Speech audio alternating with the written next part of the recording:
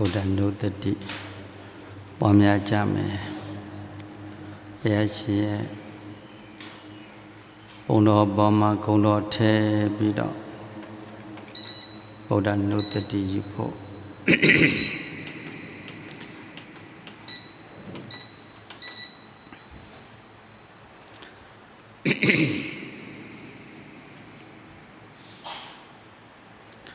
ဗုဒ္ဓသောဘဂဝါဘောဓာယဓမ္မံတေတိတိဗုဒ္ဓသောဘဂဝါဘောဓာယဓမ္မံတေတိတိသောဘဂဝါလူအပေါင်းနဲ့ပေါင်းမြတ်မပေါင်းတို့ဤဝဆင်းကိုရောပူဇော်အထူးကိုခံယူတော်မူတဲ့သောဘုရားမြတ်စွာသည်သောဘဂဝါမကောင်းမှုအကုသိုလ်မှန်သမျှတို့ကိုစိတ်ွယ်ရာ၌ပြုတော်မမူကြံစည်တော်မမူသောဘုရားမြတ်စွာသည်သောဘဂဝါလူပေါင်းနဲ့ပေါင်းမြတ်မပေါင်းတို့ဤပူဇော်အထူးကိုခံယူတော်မူတဲ့သောဘုရားမြတ်စွာသည်ဗုဒ္ဓဒုက္ခသမုဒယនិရောဓနှင့်မေဃတဖြာလေးသစ္စာကိုဆေယမကုတိယံဘုညံတော်မြတ်ဖြင့်ထိုးထွင်း၍သိမြင်တော်မူခဲ့ပါလေပြီဘောဓာယကိုနဲ့လာထတုထမြတ်တတဝဘိုရှိမြဝေနေတို့ကိုသစ္စာလေးတန်တရားမှန်ကိုသိမြင်နိုင်ပါစေခြင်းအလို့ငါဓမ္မံဒုက္ခတေချုပ်ငြိမ်းရုပ်သိမ်းတဲ့မညာပူညာနိဗ္ဗာန်ကိုမျက်မှောက်ပြုတဲ့တရားတော်မြတ်ပေါင်းကိုဒီဟောတော်မူခဲ့ပါလေပြီတံဘဂဝတံမိမိကိုယ်တော်တိုင်ကသစ္စာလေးပါးကိုသိတော်မူပြီးတကဲ့သို့တတဝဘိုရှိမြဝေနေတို့ကိုသစ္စာတရားသိပါစေခြင်းလို့ငါဟောပေါ်ညွန်ပြတော်မူခဲ့ပါသောမြတ်စွာဘုရားအားမယမကံဘုရားတပိတော်တို့သည်နမောကာယဝစီမနောရှင်လည်းရဲ့ဣဇလိညွတ်ကြောလက်စုံမိုးကရှိခိုးဥညွတ်ကြပါတော့သည်မြတ်စွာဘုရားဘုရား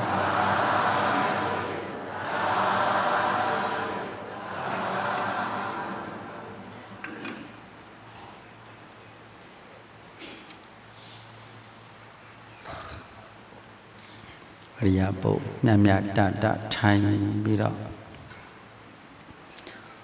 ကုသိုလ်စိတ်တွေပွားများကြမယ်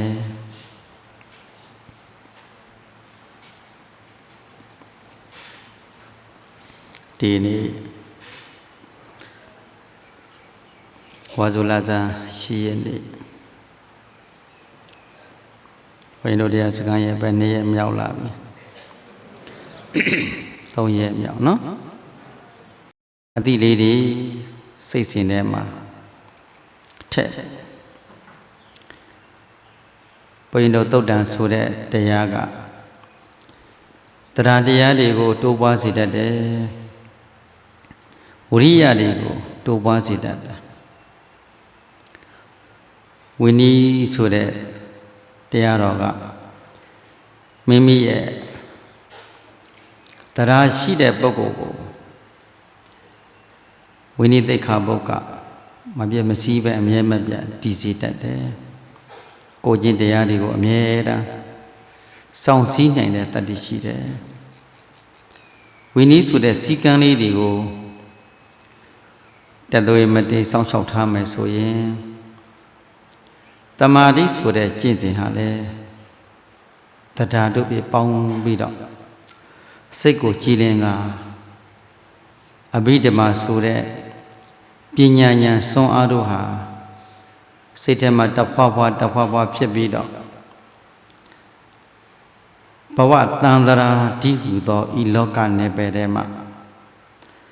နိဗ္ဗာန်တိဟူသောတောင်ကမ်းပေါ်သို့ရောက်ရှိလိုတဲ့စိတ်တွေဖြစ်လာတယ်သင်္ကတလောကမှာအသင်္ကတနိဗ္ဗာန်ကိုရောက်လိုတဲ့စိတ်တွေဖြစ်တယ်ဘာဖြစ်လို့လဲသင်္ကတဆိုတဲ့သင်္ခါရလောကကြီးကိုအပြစ်မြင်လို့ပါမြင်လို့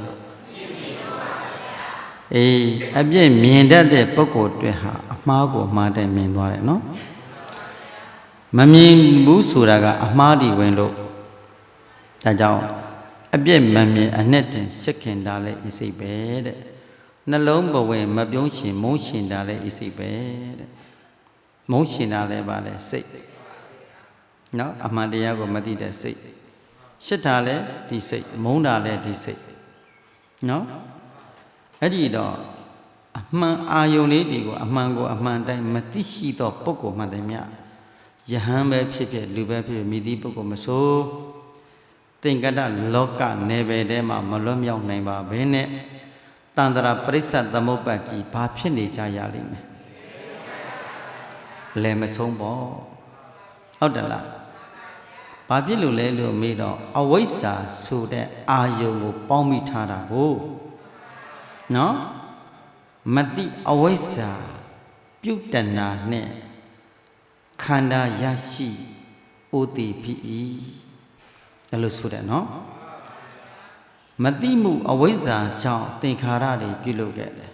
ပြုလုပ်လို့အိုမှုတည်မှုတွေရရှိတယ်တဲ့ဒီနေ့ဘုန်းကြီးတို့တရားဟောတရားနာနေကြတဲ့တရားဓမ္မတွေဒုက္ခနာကိုကြီးကတဏှာကြီးပြီးတဏှာကြီးပြိုနေသလားအိုးနေသလားတတိထားကြည့်မစားလို့ရင်တလုတ်တဲ့မသွားလို့ရင်တလှမ်းတဲ့မပြောလို့ရင်တခွန်းတဲ့နော်မကြားလို့ရှိရင်စကားတခွန်းဖြင့်ဘာဖြစ်တတ်တယ်ဒုက္ခရောက်သွားတတ်တယ်နော်မစမ်းလို့တလုတ်တယ်မစားလို့ရင်လည်းတလုတ်ကြောင့်ဟင်းတလုတ်တမင်းတလုတ်ကြောင့်အစိတ်ဖြစ်ပြီးတော့ဘဝပစ္စည်းကုန်တယ်မသွားလို့ရင်လည်းတလှမ်းတယ်နော်တကယ်လို့အစင်မပြေတဲ့ရှည်တလှမ်းဟာရှည်တလှမ်းလေးလှမ်းမိလိုက်လို့ရှိရင်အဲ့ဒီရှည်တလှမ်းဟာဒိုင်းဆိုရင်ပြုတ်လဲကြတတ်တယ်နော်ခဏလေးကနည်းနည်းလေးတဏှာကနေပြီးတော့အာယုံပြုတဏှာထားလိုက်တယ်ခွင်လေးဆိုဒူးထောင်အကျော်ပါဖြစ်သွားလဲမသိဒါပြည့်ညက်သုံးလိုက်တာအကျော်ဖြစ်သွားအကျော်တင်သွားသလားလေဝင်သွားတယ်အဲ့ဒါလိုပြောကြတာနော်ဘုန်းကြီးသတိထားအကုသိုလ်တစ်ခုလိုက်သွားတယ်နော်အကုသိုလ်ဒီနာယီမှာငါအတိတ်ဘဝတစ်ခုမှာတချင်းချင်းမှမကောင်းမှုအကုသိုလ်တစ်ခုကိုငါပြုမိလိုက်တယ်အဲ့ဒီအကုသိုလ်ကံလေးကဒီချိန်မှာအကျိုးပေးနေတယ်ကြာပေးမလားခဏပေးမလားတော့မသိဘူးပေါ့ထောက်ချက်တော့ဖြစ်သွားတာကဲဘုန်းကြီးဆိုလိုတာကကံနော်အတိတ်ကံတော့ဘာကိုထောက်ရမလဲအတိတ်ကံလွန်လီပြီးတော့ဘဝတစ်ခုမှာဘုန်းကြီးတို့တရားဓမ္မတွေကကုသိုလ်တွေရောအကုသိုလ်တွေရောအများကြီးမရှိခဲ့ဘူးလားကုသိုလ်ကအဲ့တလောက်ထိမများခဲ့ဘူးအကုသိုလ်ကအများကြီးရှိခဲ့တယ်ဘာဖြစ်လို့လဲလို့မေးတော့တန်ត្រာမှာကြည်လည်ရတဲ့အခါများသောအားဖြင့်သူတော်ကောင်းဖြစ်ခဲ့တဲ့ဘဝနဲ့သူရုပ်မှာဖြစ်ခဲ့တဲ့ဘဝဘယ်ပုဂ္ဂိုလ်ကများလိမ့်မယ်လူမိုက်တွေအများကြီးဖြစ်ခဲ့မှာပေါ့သူ့တဲ့တတ်ခဲ့တဲ့ပုဂ္ဂိုလ်သူ့စားခိုးခဲ့တဲ့ပုဂ္ဂိုလ်တွေမကောင်းတဲ့လူမိုက်ကြီးတွေဘဝနဲ့ကျင်လည်ရခဲ့ရတဲ့ဘဝတွေအနေလာအများကြီးလားအဲ့ဒီတုန်းကပြုလုပ်လာခဲ့တဲ့ကံတွေဟာအချိန်စေ့တဲ့အခါအချိန်နာရီများစေ့ရင်ထိုင်ရင်းနဲ့ခံပေးရမယ်ထနေရင်းလည်းလဲပေးလိုက်ရမယ်ဟုတ်တယ်လားအဲ့နေရင်းနဲ့လည်းအကျိုးပေးသွားလိမ့်မယ်ဘယ်သူမပြုကိုလုတ်တဲ့ကံကိုထံသို့ပြန်လာမယ်ဒါကြောင့်တရားဓမ္မတွေတတိထားကြည့်ရင်ခန္ဓာဟာတချိန်လေးမှာအခုပြီးခဲ့ပြီးတာတော့ထားလိုက်ပါတော့နော်အနာဂတ်မှာဘယ်နာယီမှာဘယ်လိုဖြစ်မယ်ဆိုတာကြိုမသိနိုင်ဘူးနော်ဘယ်နေ့မှာခန္ဓာကိုယ်သုံးလို့မရတဲ့အချိန်တခုဖြစ်သွားမယ်ဆိုတာဘယ်သူမှမသိနိုင်ဘူးရှေ့မှာတော့ရှိနေတယ်သုံးလို့မရတော့နေ့တနေ့ရှေ့မှာရှိနေတယ်နော်ရတော့အပြင်အခိုင်းများရင်သူကရန်တွေ့တတ်တာကိုအခိုင်းများရင်နောက်ပြန်ကြည့်တတ်တယ်နွားတွေကြည့်နွားတွေသူတို့ကိုဒုတ်တီနဲ့ရိုက်ဖာများရင်ခိုင်းပါများရင်နောက်ပြန်ကြည့်တာ မြင်းဒီလေအဲ့ဒါလိုပဲခိုင်းပါမြဘာဖြစ်နောက်ပြန်ကြည့်တယ်အဲ့ဒါလိုပဲခန္ဓာဟာအသုံးပြုဖန်များလို့ရှိရင်ဘာဖြစ်လာလဲတူတူလေးပြောဘာဖြစ်လာရန်ရှာတယ်ဘုန်းကြီးအာဘောတယောက်မှမမိဘူးခရီးစဉ်တွေကခိုင်းထားတာတတိယဗမောကဟိုဘက်သွားတော့ရန်တကိုင်တယောက်လမ်းတကန်းတဝိုက်တယောက်လှမ်းပြီးတားတယ်ဘုန်းအဲ့ဒီမှာသွားနဲ့လမ်းကြံအန်တယ်ရှိတယ်လမ်းတာရပါတယ်ကုသိုလ်လို့သွားတာပဲဟုတ်ပဲမိဘစကားနားမထောင်သွားလိုက်တော့ကျန်းလမ်းကျန်းတဲ့ဟာထိတယ်အခုဒီဘက်တန်းကြီးခါတော်မကောင်းဘူးဗျဟိုထိုင်ရတာမှန်နဲ့အင်းဖြစ်နေဟိုရန်ရှာတာပြောတာခန္ဓာကြီးကလေခဏလေးကဒုကဖြစ်လာပြန်ပြီဩနီးလာပြီထင်တယ်ဘယ်သူနဲ့နီးလာသိခြင်းတရားနဲ့အခုလောလောဆယ်တော့ဘာတရားနဲ့နာခြင်းဒုက္ခကိုတွေ့ရအောင်ပါကိုဟုတ်တယ်လားဘုန်းကြီးတို့ထမရထိုင်မရအောင်ရှေ့မှာတွေ့ရအောင်မယ်လေပုံစံလေးအမျိုးစုံမြင်ရအောင်ပါ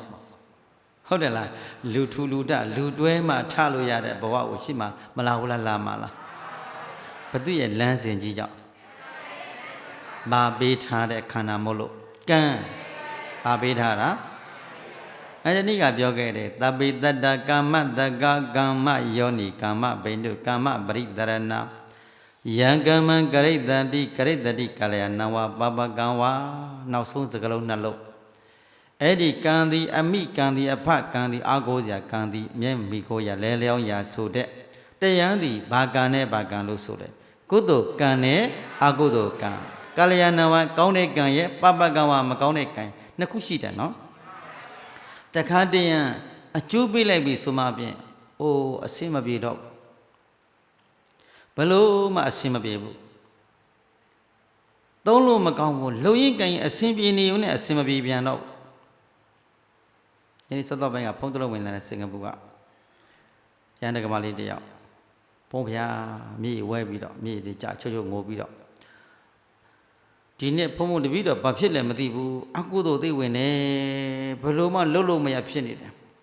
ရီမှန်းထားတာတွေဘလို့မှမအောင်မြင်နိုင်ဘူးစီးပွားရေးလုပ်ငန်းလုပ်ထားတာအဆင်မပြေဘူးဖေဟာအိမ်ကြီးဝယ်ထားတာအိမ်နှလုံးသွင်းဝယ်ထားတာရောင်းလို့မစွန်ဘူးတဲ့ဘုန်းကြီးကပြောလိုက်တဲ့ဘယ်သူရှာတဲ့ဒုက္ခလဲလို့လောဘကြီးရင်ဘာဖြစ်တယ်လောဘကြီးလေဒုက္ခကြီးလေဟုတ်လားလောဘနေရင်ဒေါသကြီးရင်ဘယ်သူမှလာမဖမ်းပါဘူးပြောပါခင်ဗျားတို့ပြောရတာအာနာပါနာအာနာစရာတော်ကောင်းတခါတည်းကိုယ့်ဟာကိုယ်တောင်းမှကိုယ့်ဟာကိုယ်ဖြေတာကောင်းပါလေမန္တလေးပရိသတ်များဒီပုံစံမဟုတ်ဘူးခင်ဗျာမန္တလေးပရိသတ်ဆိုတောကနေမန္တလေးမှာတရားဝဲဆိုသိတာလူတွေကအခုဗမောပရိသတ်လည်းအဲ့ဒါလို့တော်တော်အားရှိတယ်ပြောလို့ဘယ်တော့မှနောက်ဆုံးမလဲအာရပါရဆိုကိုပါဇက်လေးဟာလည်းအာရပါပြောတယ်ရန်ကုန်ပရိသတ်နောက်ဆုံးနေတယ်ကျိုးလဲမန္တလေးသွားမဲ့ပုံစံပေါ့နော်အဲ့ဒီတော့လောဘကြီးလေဒေါသကြီးလေမောဟကြီးလေဘယ်သူလုံးလို့ဟုတ်တယ်လောဘများလေဒုက္ခများလေပေါ့ဟုတ်တယ်လားလောဘကိုစီကံစနစ်တရလေအသင့်ရိုးလောဘဆိုရင်ဘာမှမပင်မဘူးနော်ရိုးလောဘလေးလောက်နဲ့မိသားစုနဲ့စားဖို့တာဖို့နေဖို့တို့အေးဆေးဆိုမပင်မဘူးလောဘလွန်လို့ရှိရင်ဘာဖြစ်ရသိဆင်းရဲတယ်မြေဒီကြလိုက်ရတာအဲ့ဒါလို့မြေကြတော့အမျိုးစုံလောကဓာတ်နဲ့တွေ့ရတော့ဘုံတပည့်တော်ကဲပါအောင်ဆိုဘုန်းကြီးကဲလို့ရလားဘုန်းကြီးကစကားတခွန်းပြောလိုက်တယ်အ နတ္တမို့လို့အနတ္တပြတာပါလို့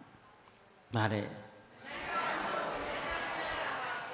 တရားဘုန်းကြီးကတော့ဘေးရင်တွက်မပေးဘူးလေတရားပဲပြောမှာပဲဘုန်းကြီးကဘုရားစကားနားထောင်တာကိုအနိစ္စမို့လို့အနိစ္စပြတာဒုက္ခမို့လို့အနတ္တမို့လို့လူတွေကအနိစ္စကိုအနိစ္စလို့သဘောမပေါက်ဆင်းရဲတာပေါ့ဒုက္ခလို့လောကကြီးကဒုက္ခလို့ပြောနေပါလေခင်ဗျဒုက္ခရဲ့လို့သဘောမပေါက်လို့ဘာဖြစ်တယ်ဆင်းရဲတယ်ဘာဖြစ်တယ်လောကကြီးကိုယုတ်လောကနံလောကကြီးကအနတ္တလို့ပြောပြပါလေခင်ဗျဘယ်လိုထင်နေကြအတ္တလို့စွဲနေတယ်ဘယ်လိုတော့အတ္တလို့မှားယွင်းသောအယူကိုယူလိုက်တဲ့တွေ့တာကြောင့်ဩအတ္တကဘု து ရဲ့အယူဝါဒမကောင်းသောမိစ္ဆာဒိဋ္ဌိအယူဝါဒဟုတ်တယ်နော်အနတ္တဆိုတာကဘုရားရဲ့အယူဝါဒကဲဘုရားရဲ့အယူဝါဒကိုလိုက်နာကျင့်သုံးလို့ရှိရင်သက်သာရမရဘူးလားဘုရားရဲ့အဆုံးအမတရားကိုမလိုက်နာတဲ့ပုဂ္ဂိုလ်တိုင်းပါဖြစ်ဆင်းရဲရတယ်ဒါကြောင့်လောကမှာခန္ဓာရသူတိုင်းဟာကိုလှုပ်ရှင်တာလို့လှုပ်တာလေအစင်မပြေပြီဆိုရင်မြေကြဖို့ပဲသိလားအုံတိုင်းပုံတိုင်းကျဲဖို့ပဲတတိရလာတယ်ဟုတ်တယ်လားမြေတွေကြပြီးငိုဖို့ပဲဒါပဲစဉ်းစားတတ်တယ်ဩဘုရားအဆုံးအမတွေဘာဖြစ်နေလဲမေ့သွားတာကိုဘာဖြစ်မေ့နေတယ်ဟုတ်လားမေ့လျော့ပောဆပြီးနေမိနေရနေသောပုဂ္ဂိုလ်မှန်တယ်များတို့သည်ယဟန်ဖြစ်ဖြစ်လူဖြစ်ဖြစ်ဆင်းရဲမှလားချမ်းသာမှလားဒါကြောင့်ဒီနေ့ဘုန်းကြီးတို့တရားဓမ္မတွေဘု து အဆုံးအမလေးတော့နှလုံးသားထဲမှာထက်မပြောက်စေနဲ့ဟုတ်လားဘုရားအဆုံးအမအသည့်တွေပျောက်ရင်ဆင်းရဲလိမ့်မယ်အရာရာတိုင်းမှာကိုယ်သဘောပါမှာအခုလောလောဆယ်တော့ခမည်းတော်ဖြေတတ်တယ်နော်ဟုတ်လားလောလောဆယ်တော့ဘာဖြစ်တယ်အဖြေတော့ကောင်းတယ်လောလောဆယ်တကယ်တိုက်လာပြီဆိုရင်တော့ဘာဖြစ်လဲဖြစ်ပြီဖြစ်ပြီဟုတ်တယ်လားအုံနဲ့ကိုအော်တာဘိုက်ထက်ကပလုံစီဖြစ်တာဟုတ်ကဲ့လားဘသူအဆုံးမမေ့နေလို့ဒါကြောင့်မြတ်စွာဘုရားရှင်ကမေ့မှဆိုလို့အကျိန်မောင်း1000ကျော်တိုင်တဲ့အပမဒိနတမ္ပါဒိတာမမှားဘူးလားဘုန်းကြီးတို့သူတော်ကောင်းမြတ်ကမေ့တတ်လွန်တာကိုဘာဖြစ်တတ်တယ်မနေ့ကနေ့လေဟောခဲ့တာဗာတရားဟောခဲ့တယ်မေ့တတ်လွန်လို့ပါဟုတ်လားခင်ဗျားတို့သိမေ့တတ်လွန်တယ်မနဲ့ပြောနေမနဲ့တန်ဦးစင်းလေးဗာတရားဟောတော့ကျိုးမေ့နေလို့ပါဗျာကွန်ပျူတာနဲ့မှတ်မတာအရှင်ဘုရားတို့ကစာအုပ်ကင်မမှတ်ရဘူးစာအုပ်မပါလာဘူးဘုန်းကြီးထိုးချလိုက်တယ်ဟုတ်တယ်နော်တရားဓမ္မတွေဘာဖြစ်တတ်တဲ့ပုဂ္ဂိုလ်တွေလွန်တဲ့ပုဂ္ဂိုလ်တွေဟုတ်လားလွန်အောင်ထိမေ့တယ်ရှေ့ကပြောနောက်ကမေ့နော်အဲ့ဒါကြောင့်ဘုန်းကြီးယဟန်မယ်တော်ကြီးတရားဘာပြောလဲဆိုတော့အရှင်ဘုရားတဲ့ယဟန္တာဖြစ်အောင်တရားအာမထုတ်နေအောင်တော့တဲ့လုပ်ဖို့တပည့်တော်စောင့်ခေါ်အောင်တဲ့နတ်ပြည်လိုက်ပြီးတရားဟောအောင်တော့အရှင်ဘုရားဟောမှတရားရမှာမဟုတ်လို့ပါဗျာဒုက္ခကြီးတော့ဆရာတော်ဒီအများကြီးပါလို့နောက်တဲ့ဆရာတော်ကြားလို့ချေအိမ်ခဲကြလိမ့်မယ်ကြားရင်လည်းကြားပြီစီအမှန်ပြောတာလာသေးတယ်တောက်တဲ့ဟုတ်တယ်လားလောကကြီးစားအဲ့ဒါပြောတယ်ခင်ဗျားတို့စောင့်တာကျုပ်စောင့်ပြီးတော့နေရမယ်ဆိုရင်မလွယ်တော့ဘူးတာတစ်ချောက်လို့ခင်ဗျားတို့ဒီပုံစံနဲ့ရဖို့မလွယ်ဘူးလို့ဘာဖြစ်လို့တော့အဲ့တလုံးတော့ခင်ဗျားတို့ကင်ထားဟာလားဘာဖြစ်လွန်လို့ဒီဖတ်တယ်ကြရလမ်း6ပြီးဩဝါဒပြီးယောဂီတို့ဝိရိယတဲ့အမှတ်ကလေးဆောင်ပြောရင်နဲ့ကိုမတ်တရရက်နဲ့အနာမှာအနာကမတ်တရပြောရင်နေဘာဖြစ်လာလဲပ ပုတ်တင်ညိုဖြစ်ရိုင်းသွားသည်ရောကွာကြကို့အနားမှာစောင်းတဲ့ယောဂီတတိတွေထားအောင်ဆိုအဲ့တော့နည်းနည်းလေးခေါင်းလေးထောင်လာနော်တခါတည်းသင်္ကန်းနဲ့ဒိုင်းလေးလီရိုက်လိုက်ရအေးပတ်မှာပူလို့အဲ့ငိုက်တဲ့ဆိုပြီးတော့လေရဝိကနေရပ်ပလိုက်ရတယ်အဲ့ဒါမှနည်းနည်းလေးလန်းလန်းဆန်းဆန်းလေးဘာဖြစ်တတ်လွန်းလို့မေ့သေမင်းနဲ့တိုးမှအကြောင်းသိတယ်ဟုတ်ကဲ့လားဘုန်းကြီးဆိုလိုတာကကိုမိသားစုလိုသဘောထားပြီးပြောပြတာပါဘာဝဟာဒီနေ့မေ့ရင်နောက်တနေ့ခံရတတ်တယ်မမေ့နဲ့ချင်းပြီနော်ဘုရားရှင်ဥပမာလေးပြောတာလေးလှမ်းကြည့်မြတ်စွာဘုရားလွန်လေပြီးတော့2500ကျော်လောက်ကတာဝတိပြည်ဇေတဝန်ရွှေကြောင်ကိန်းအောင်မွေးလျော်စံပြောတော်မူတဲ့အချိန်ညစ်တဲ့နေ့မှာပရိသတ်၄ပါးတို့စုံတဲ့ချိန်ပေါ်လေအဲ့ဒီတော့ယဟန်တော်တွေကိုရှေ့ကရှိနေတော့ယဟန်တော်များကိုအဓိကဆောင်မြတ်စွာဘုရားကယဟန်တို့ငါဘုရားတရားဟောမယ်နားထောင်ကြငါဘုရားတရားဟောမယ်နားထောင်ကြကမ္မတက္ကရတပညာနဲ့ကမ္မတက္ကရတမေကဘာဝနာတွေကိုငါနှစ်ခုကိုအဓိကဆောင်ဟောမယ်ကောင်းသောအကျိုးပေးနဲ့မကောင်းသောအကျိုးပေးခြင်းဟုတ်တယ်နော်အကျိုးပေးနှစ်မျိုးလို့သဘောပေါက်ထားလိုက်ပြန်ပြောပါဦးပြန်ပြောပါဦးအေးဒီတိမကပြောရင်မတူသောအကျိုးပေးမတူညီသောအကျိုးပေးပြန်ပြောပါဦးအေးနံပါတ်1ညာတို့တဲ့တက်လေးစဘာကိုဖြစ်ဖြစ်မယောစဘာကိုဖြစ်စီတက်လေးစဘာကိုလှဲထားမယ်မယောစဘာကိုလှဲထားမယ်အဲ့ဒါလို့စဘာ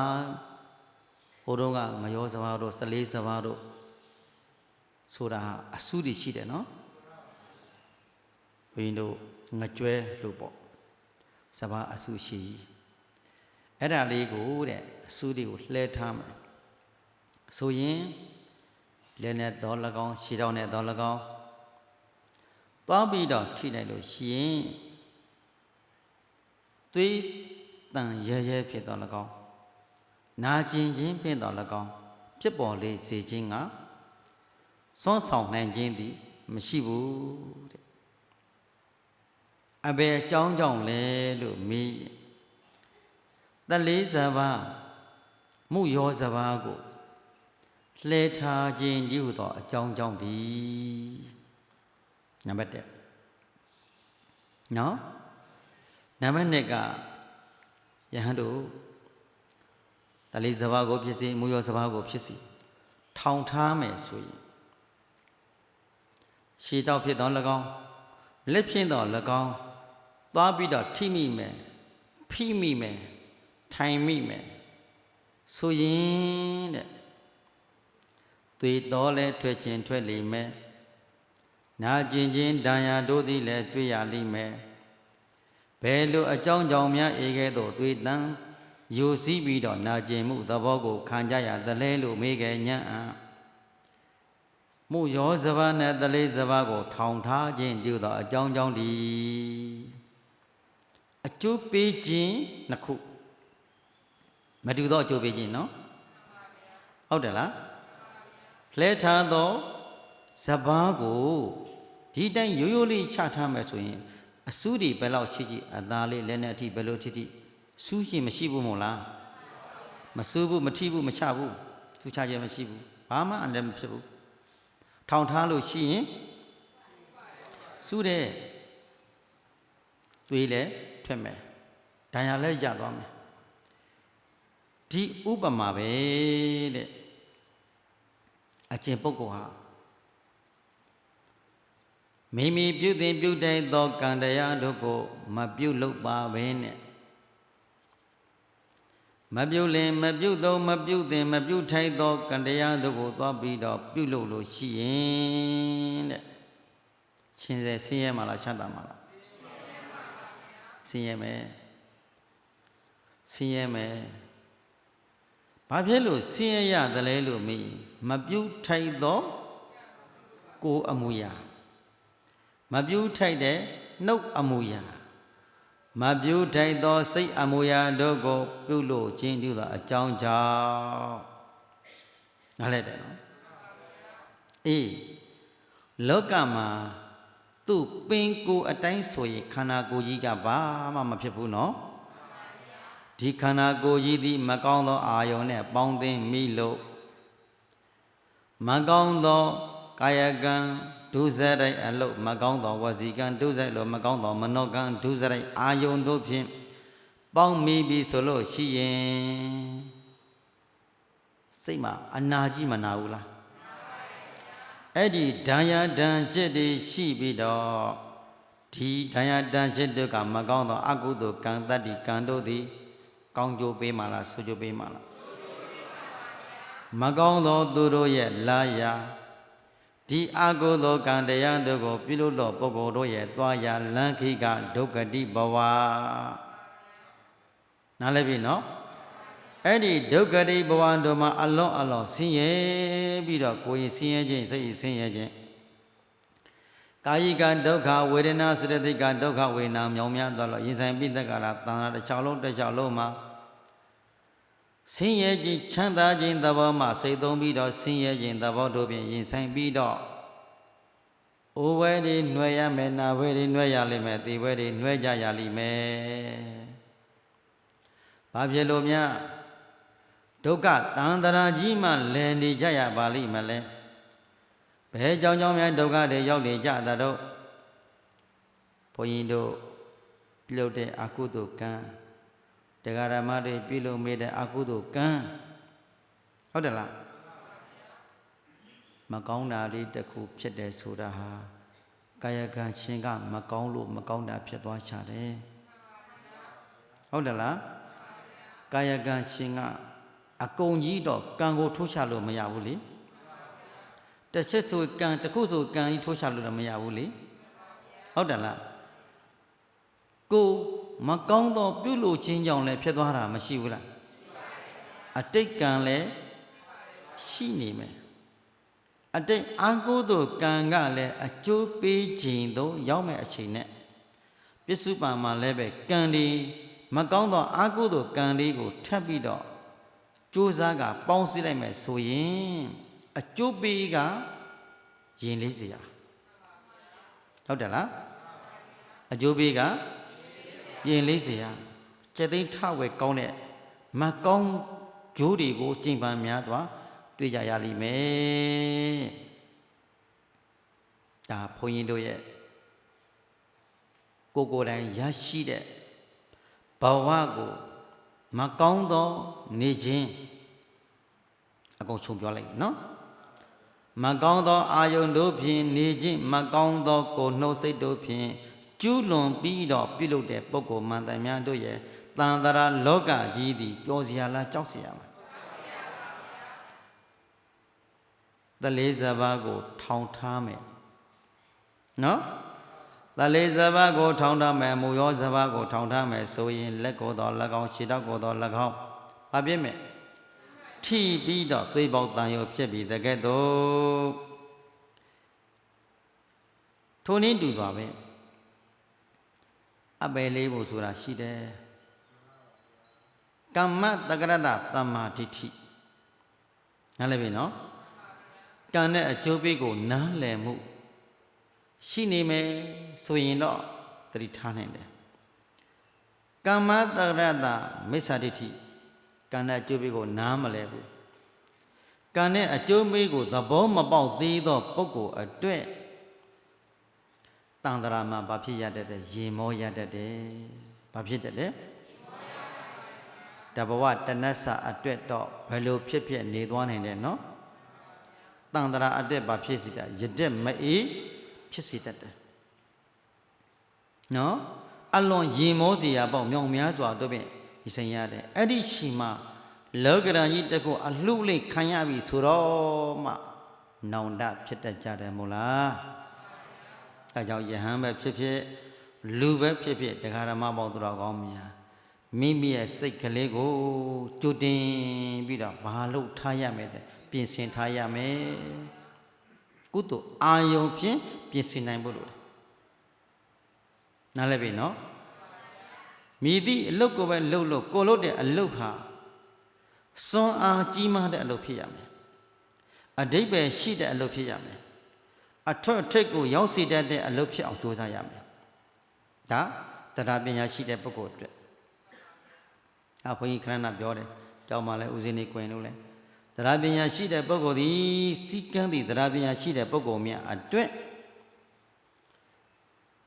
ပြည်တံပရမများတဲ့တန်ဖို့ရှိပါတယ်လို့နော်မိမိကိုယ်ပိုင်စီကံလေးတွေမကောင်းမှုအကုသိုလ်ကိုမလုပ်မိအောင်ကောင်းတဲ့ကုသိုလ်ကောင်းမှုလေးရပြည့်လို့လိုတဲ့စိတ်စီကံလေးတွေအတန်းအမြက်ကလေးတွေမင်းညစ်သောအလုတ်နဲ့ဖြူစင်တန်းရှင်းသောအလုတ်ကလေးအဲ့ဒီအလုတ်ထဲမှာမင်းညစ်သောအလုတ်ကိုပြုလုပ်မိပြီဆိုရင်ယဟန်ရဲ့လို့ခြောင်ပါမလားမခြောင်ချင်ဘူးနော်ကိုပြုတဲ့ကံကကိုလာလိမ့်မယ်ဖြူစင်တန်းရှင်းလာစွာသောကံတရားလေးတွေကလည်းကိုကောင်းကျိုးတွေပေးမယ်မဟုတ်လားဖြူစင်တန်းရှင်းတဲ့ကံကကုသိုလ်ဟုတ်တယ်လားမဟာကုသိုလ်ရဲ့မေဃကုသိုလ်ဖြစ်သွားမယ်သူကလောကုတ္တရာကုသိုလ်ဖြစ်သွားနိုင်တယ်နော်မဲညင်းသောကံဏဆိုတဲ့မဲညင်းသောအကုသိုလ်ကံတတ္တိကြပြန်တော့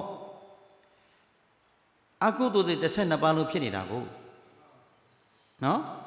အကုသိုလ်မဲညင်းသောကံဏတရားတွေအကုသိုလ်12ပါးပါနေတယ်အဲ့ဒီအကုသိုလ်တွေ12ပါးတို့ကသမုဒ္ဒယသစ္စာကံတတ္တိတွေဖြစ်ပြီးတော့တန်တရာတလွှားလုံးမှာကောင်းကျိုးတွေလားဆိုးကျိုးတွေလားဒီနေ့အားလို့ဘုန်းကြီးတို့တရားဓမ္မတွေတရားနာတယ်ဆိုတာကပြင်စရာလေးတွေနော်ဘဝပြုပြင်ဖို့အတွက်စိတ်ကိုပြုပြင်ဖို့အတွက်အဲ့ဒီပြုပြင်စရာလေးတွေကိုချစ်ချင်းပါလို့ထားရမယ်ပြုပြင်နိုင်တဲ့တတ္တိတွေမွေးထားရမယ်နော်ဒီစရဏတတ္တိလက်တွေကိုယ်တိုင်ကိုယ်ကြကျင့်ကြံပွားများအားထုတ်မှုတတ္တိရှိထားရင်ပြုပြင်လို့အလိုတတိပုဂ္ဂလပြုပြင်စရာမလိုတော့ဘူးနားလည်ပြီနော်စရဏတတ္တိလက်တွေကျင့်ကြံပွားများအားထုတ်ထားသောပုဂ္ဂိုလ်အတွက် automatic ဘာဖြစ်နေတယ်ပြုပြင်ပြီးသားဖြစ်နေတယ်နားလည်ပြီနော်စရဏတ္တမရှိလက်တွေအကျင့်မရှိတဲ့ပုဂ္ဂိုလ်တွေကြတော့ပြုပြင်မှုမရှိခြင်းအကြောင်းကြောင့်လောကရန်တစ်ခုနဲ့တွေ့လိုက်ပြီဆိုရင်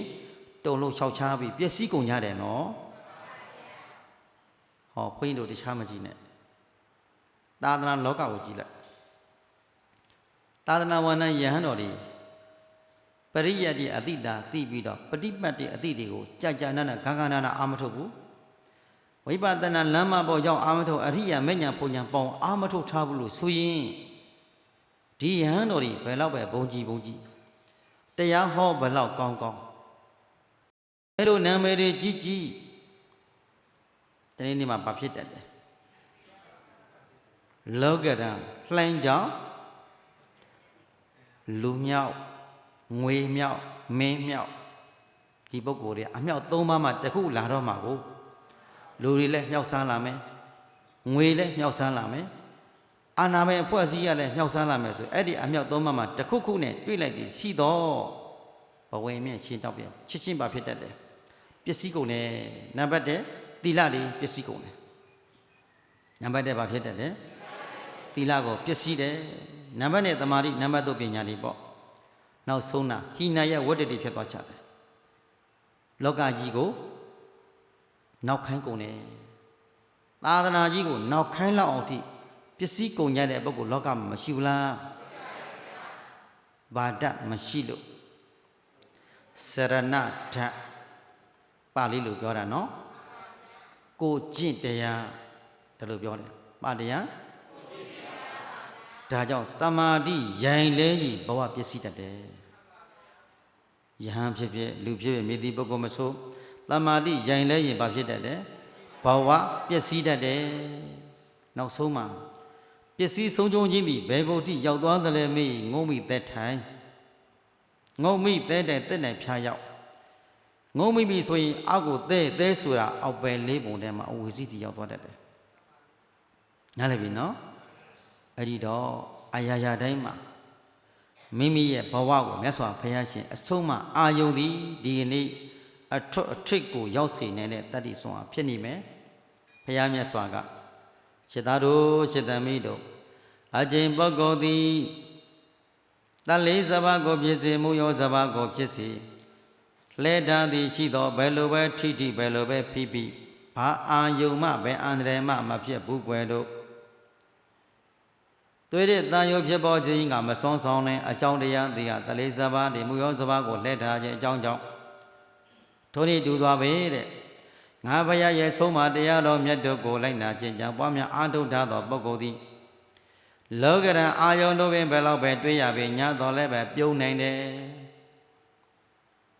ဘာဆိုဘာမှအထင်ကြီးစရာမရှိဘူး၃ညစိုက်ထားရမှာပေါ့ဘာစိုက်ထားရမလဲ၃ညစိုက်ထားရမယ်၃ညတော့လောကအဝိကဏမြစ်ဆိုရာသာနဘာတတိလောကကြီးကိုဘယ်လိုမြင်ရမလဲ၃ညမြင်ရမယ်ဘာဆိုဘာမှကိုယ်ပိုင်ကိုယ်ဥစ္စာမရှိဘူးကဲကြည့်ဒီနေ့ကမ္မထံကွယ်လုံငါဝိညာကုံသောရဟန်းတော်များရဲ့တရားဓမ္မတွေဟောဒီရိတ်တာမှာလာပြီးနေကြတယ်ပေါ့နော်ရိတ်တာဟာတရားဓမ္မတွေနဲ့ပိုင်ဆိုင်မှုရှိသလားခက်တခဏဘာလို့ပို့လာတာသီလသမာဓိပညာကုသိုလ်ကောင်းမှုကိုပြုလုပ်ဖို့နေရတရားဟောနေတဲ့ပုဂ္ဂိုလ်နဲ့ကောဆိုင်သလားဘုန်းကြီးတို့တရားဟောတရားပြတဲ့ပုဂ္ဂိုလ်ကတရားဟောဖို့တရားပြသဖို့အတွက်အနည်းငယ်နေရုံထိုင်ဖို့အတွက်ခက်တခဏလေးတီးနေတာပိုင်ဆိုင်ရင်ရှိသလားပိုင်လဲမပိုင်ဆိုင်လဲမဆိုင်ဘူးခက်တခဏလေးကုသိုလ်ပြုလုပ်ဖို့အတွက်ဒါဒီနေရာလေးတည်နေတာဒီနေရာရောက်လာကြတာတရားဟောပုဂ္ဂိုလ်လည်းထိုနည်းတူသွားတရားနာပုဂ္ဂိုလ်လည်းထိုနည်းတူသွားနားလည်ပြီနော်ကဲဓမ္မယုံကဆင်းလိုက်ပြီဆိုကိုယ်နေရာဒီကိုယ်နဲ့ဆိုင်သေးသလားထိုင်နေတဲ့အခါတော့ကိုယ်နေတဲ့နေရာလေးကိုယ်နေရာလေးလို့ပဲပြောဆိုနိုင်တယ်ပေါ့ကိုယ်ထိုင်ရလို့ပြောဆိုနိုင်တယ်ပေါ့ထားကြည့်လိုက်ဟုတ်သေးရဲ့လားအောက်ကိုရှေးတော့ကဟိုဓမ္မယုံအောက်ထက်ကိုဆင်းရင်ပိုးမဆိုင်တော့တာဓမ္မယုံကအပြင်ရောက်တော့လမ်းမပေါ်ရောက်ပိုးမဆိုင်တော့တာဟုတ်တယ်နော်အဲ့ဒါလို့တရားဓမ္မတို့ရဲ့ပိုင်ဆိုင်ခြင်းမရှိဘူးဆိုတာလေးဒီကိုဉာဏ်ထဲမှာမြင်ထားရမယ်ငါဥစ္စာငါလိုက်ပြဆိုတာမရှိဘူးအပြင်လောကမှာမရှိတာကိုသတိထားကြည့်ပြီးတကယ်လို့ခန္ဓာကိုယ်ကြီးကိုကြည့်လိုက်ငြိမ်ငြိမ်လေးထန်ကြည့်တော့ဝင်လေထွက်လေရှေ့ကန်ထားပြီးကြည့်မျက်စိလေးမိတ်ပြီးတမာတိရှင်လေးရလာပြီဆိုရင်ခန္ဓာကိုယ်ကြီးပေါ်နေတာကိုမတွေ့ရဘူးလားပေါ်နေတာလေးရဲ့ကြည့်နေတာရဲ့ဒါပဲတွေ့တော့တယ်လက်ကိုလည်းခြာလို့မတွေ့ခြေထောက်ကိုလည်းခြာလို့မတွေ့ကိုယ်လည်းခြာလို့ခေါင်းလည်းခြာလို့မတွေ့ဒီအထက်တရတန်လေးပြောင်းပြီးတော့မှတ်เสียလေးတစ်ခုနဲ့မှတ်နေတာလေးတို့ဒါပဲရှိတော့ဒါနဲ့ပါတယ်မှတ်เสียလေးတစ်ခုနဲ့မှတ်နေတာလေးတို့ဒါပဲအကိုပြောင်းသွားပြီဒါပြဉ္ညာပြောက်တယ်လို့ခေါ်တယ်နော်တခါနဲ့အဲ့ဒါသွားစမ်းမနေနဲ့ငါပြောက်တော့ငါမရှိတော့ဘူးလို့သွားစမ်းမနေနဲ့ခေါင်းကြီးတစ်ခုပြောက်သွားပြီခေါင်းပိုင်းတော့ပြောက်သွားပြီအောက်ပိုင်းတော့ပြောက်သွားပြီလို့သွားပြီးတော့လန့်ဖြတ်ပြီးစမ်းမနေနဲ့ဒိဋ္ဌိကမ္မကတ်စေနဲ့မရှိတာကိုမရှိမှသိတဲ့သဘောနားလည်ပြီနော်ပြဉ္ညာကိုနှုတ်နံယုတ်နှဖျားလို့ပြောတယ်ပြဉ္ညာကိုနှုတ်နံယုတ်နှဖျားသူပဲငါပဲထင်လွဲပြောက်မှာဆက်ရောက်နေဘူးဒါဆိုခြင်းကြောင့်ပြဉ္ညာကိုနှုတ်လိုက်တဲ့ကယောက်ျားပြဉ္ညာမိန်းမပြဉ္ညာပုဂ္ဂိုလ်တော်ပြဉ္ညာလက်ရရှိရဆိုတဲ့ပြဉ္ညာအလုံးကိုနှုတ်လိုက်တဲ့ခဏလေးမှာဘာနဲ့ပါတွေ့ရမှာလဲလို့မေးဖောက်ပြန်မှုသဘောအစုလေးနဲ့သိမှုသဘောလေးတခုဒါပဲရှိတယ်ဖောက်ပြန်တယ်သိနေတယ်ဒီကိုလုံးမှာဘာဖြစ်နေတယ်တောင်းလိုက်တင်းလိုက်ညောင်းလိုက်ညာလိုက်ကိုက်လိုက်ခဲလိုက်ထုံးလိုက်ကျင်းလိုက်ပူလိုက်လိုက်မပေါ်နေဘူးလားဒါကဘာလို့ခေါ်တယ်ရုပ်တရားဖောက်ပြန်ရုပ်တရားဟုတ်လားအဲ့ဒီတောင်းတာတင်းတာပန်တောင်းတာအောင်းတာကြိုက်တာခဲတာကိုမတွေ့နေမသိမမြင်နေဘူးလားလမ်းပြီးတော့သိမြင်နေတာလေးကနန္တရားကဲလက်ရှိသေးသလားရှေးတောက်တဲ့ဒူးရဲ့ပေါင်းရဲ့ဝမ်းပါရဲ့ခေါင်းရဲ့ရှိသေးသလား ရှိမှမရှိပဲဟုတ်တယ်နော်စိတ်မှာစွဲလို့ရှိလို့ထင်နေရတာအမှန်ကမရှိနေတာကဘာနဲ့မှရှိတယ်နာယုတ်နှစ်ပါးသာရှိတယ်ဒီလိုယောဂီများတဲ့မှာတုံညမြင်ရမယ်ရူပခန္ဓာဖောက်ပြန်မှုသဘောအစုအဲ့ဒီဖောက်ပြန်မှုသဘောစုခံစားနေတဲ့ဝေဒနာခန္ဓာခံစားနေတဲ့သဘောအစုလေးတခုနဲ့တော့မှတ်သားနေတဲ့သိရဲ့ခန္ဓာသဘောအစုတလျက်ဒီလိုက်မှန်ပြီးတော့တခုနဲ့လိုက်မှတ်ပြီးတော့မှတ်ပြီးတော့ဆိုလှုံ့ဆော်ပြီးတော့နေတာကသူ့ပဲစစ်စော်လှုံ့ဆော်ပေးနေတာကသင်္ခါရသဘောအစုဟုတ်တယ်နော်ဒီသဘောလေးသိနေတဲ့သဘောအစုဝိညာဉ်နဲ့ခန္ဓာသိမှုသဘောအစုပေါင်းလိုက်တော့ကဲဝေဒနာတင်ညာသင်္ခါရဝိညာဉ်နာခန္ဓာ၄ပါးကသိတတ်တဲ့သဘောလေးတစ်ခုဖြစ်လာတယ်ရုပ်ခန္ဓာကြီးကဖောက်ပြန်တဲ့သဘောတစ်ခုဖြစ်လာတယ်ဘာနဲ့ပါရှိတယ်နာယုတ်နှစ်ပါးပဲရှိတယ်မျက်စိမိတ်ပြီးကြည့်ထိုင်နေတဲ့ခါလည်းကြည့်ထနေတဲ့ခါလည်းကြည့်သွားနေတဲ့ခါလည်းကြည့်ဘယ်ချိန်မှသတိထားကြည့်လိုက်ယောဂီမေတ္တာနဲ့မှာပုဂ္ဂိုလ်လည်းပျောက်တတ်တော်လည်းပျောက်သူတို့ကယောက်ျားမအခုပုဂ္ဂိုလ်တို့အကုန်လုံးပျောက်ပြီးတော့ပါလေးနဲ့ပါတွေ့ရမယ်ဖောက်ပြန်တဲ့သဘောလေးသိမှုသဘောလေးမှတ်စရာလေးနဲ့မှတ်နေတာလေးဒါပဲတွေ့လာလိမ့်မယ်ခန္ဓာရင်ထဲကဒေးထင်ရှားတာလေးလှမ်းပြီးကြည့်နေတာလေးဒါပဲတွေ့လာလိမ့်မယ်ဒါပညာပျောက်နေတဲ့အချိန်ဘာပျောက်တဲ့အချိန်ဒါဆိုရင်ငါဆိုတဲ့ကင်ပြပြစရာရှိသလားပုဂ္ဂိုလ်အဖြစ်နဲ့ကင်ပြပြလို့ရသေးသလားအထေတရတနာအဖြစ်နဲ့ကင်ပြပြလို့ရသလားပေကိုရှိကဘာနဲ့ပါလဲနာယုတ်နှစ်ပါးတယ်ဘာနဲ့ပါလဲရုပ်ပဲနာပဲယုတ်နာပဲယုတ်သဘောနာသဘောယုတ်ဟာလည်းပါတဲ့သဘောနာကလည်းသဘောကင်ကြည့်လို့မရဘူးနော်ယုတ်ကယုတ်ဖောက်ပြန်တဲ့သဘောကိုကင်ပြလို့ရသလားဒါတောင်းတာဒီနာဒါကတောင်းတဲ့ဟာကြည့်ဒီမှာတောင်းတာလေးတောင်းလုံးကြီးတင်းလုံးကြီးထုံလုံးကြီးကျင်းလုံးကြီးကိုက်လုံးကြီးလို့ကင်တယ်ပြလို့ရသလားလက်ညှိုးထိုးပြလို့ရသလားရှိတော့မရှိဘူးလားရှိနေတဲ့ပရမတ်ဓာတ်အပြင်ရှိနေတယ်ပရမတ်ဓာတ်အပြင်တော့ရှိနေတယ်သို့တော့အထေတရတဏအပြင်တော့မရှိဘူးအဲ့ဒါလို့ကြည့်အထေတရတဏမရှိဘဲနဲ့သဘောသာရှိတယ်လို့သိခြင်းကြောင့်အတ္တဒိဋ္ဌိမရှိတော့သဘောသာရှိတယ်ဟုတ်တယ်လားခန္ဓာကိုယ်တစ်ခုလုံးမှာဉာဏ်နဲ့ကြည်တဲ့မှာသိစရာလေးသိနေတာလေးဒါလေးနှစ်ခုရှိခြင်းကြောင့်ပုဂ္ဂိုလ်တို့အကုန်လုံးပြောင်းပြီးနေခြင်းကြောင့်ငါဥစ္စာငါလေးပြလည်းမရှိတော့ဘူးငါလည်းမရှိသူလည်းမရှိပုဂ္ဂိုလ်လည်းတတ်တော်လည်းမရှိမိန်းမမရှိယောက်ျားမရှိသားသမီးမရှိကိုယ်မတော်မရှိဒါဉာဏ်ပရမတ်ဓာတ်မြင်ရမယ်နော်ပညာနယ်ပယ်ထဲမှာယောက်ျားရှိတယ်မိန်းမရှိတယ်ပုဂ္ဂိုလ်တော်ရှိတယ်အမေဖေရှိတယ်သားသမီးကြီးကိုယ်မတော်အကုန်ရှိတယ်ဒါပညာနဲ့ရှိတာပရမတ်အာယုန်နဲ့ကြည့်တဲ့အခါမှာမရှိတော့ဘူးရှိတာလေးကဘာနဲ့ပါလဲနာယုတ်နှစ်ပါးပဲရှိတယ်ယောဂီတို့ရှင်းတယ်နော်